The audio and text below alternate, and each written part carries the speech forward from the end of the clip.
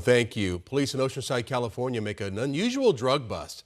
A small passenger plane traveling from Mesa yesterday morning has to land on one of their freeways. Yeah, it is wild to see. 12 News journalist Sean Rice is here now, and he's asking how that plane actually made it out of Arizona airspace, allegedly carrying drugs on board. Sean, what did you learn? Yeah, Trim and Troy, this is certainly not something you see every day. What I've learned is aviation experts tell me smaller municipal airports like the one at Falcon Field Airport in Mesa do not do security checks on planes coming and going. It's a much different process than international airports like, say, Phoenix Sky Harbor Airport. Now, this all comes after two California residents flew from Falcon Field Airport Wednesday night and had to make an emergency landing on a highway in Oceanside. Police there say a passenger had over a kilogram of cocaine in a backpack on board the plane. Now, that landing happened early Thursday morning when Oceanside police say the plane had some sort of mechanical failure and then landed on a highway just south of the Oceanside airport.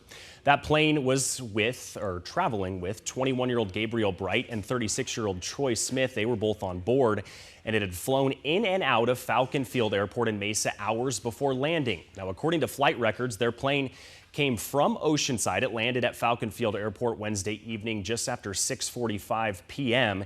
It spent a little over 4 hours at that airport before taking off again back to California just after 11 p.m.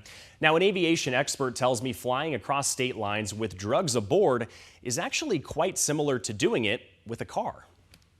As air traffic has increased and the sky's gotten more crowded and the requirements increase for flight plans, it's become more and more difficult. But it still would be a way to move from point A to point B, not unlike putting it in your car and driving across state lines as well.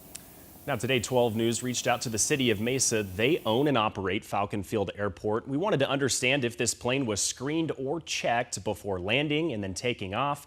We have not received a response from them, but that's likely because City of Mesa offices are all closed on Fridays. Now, Bright and Smith are both facing drug charges in California, and the Federal Aviation Administration is investigating that emergency landing. If this was some kind of elaborate drug trafficking plan, Nielsen told me today, it wouldn't quite make much sense. Making a cross-state lines trip from Oceanside to Mesa can cost multiple thousands of dollars, and that's nearly the equivalent to the street value of drugs found by Oceanside police. Sean Rice, 12 News.